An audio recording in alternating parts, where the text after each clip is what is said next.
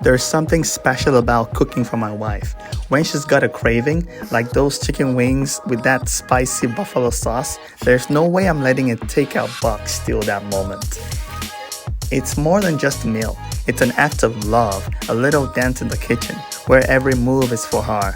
The sound of the oven, the sizzle of the wings, oh, that's music to my ears. I start with the wings, giving them that perfect golden crisp, for the real star, that buffalo sauce, made from scratch, just the way she likes it, with every dash and swirl carefully crafted to make her taste buds sing.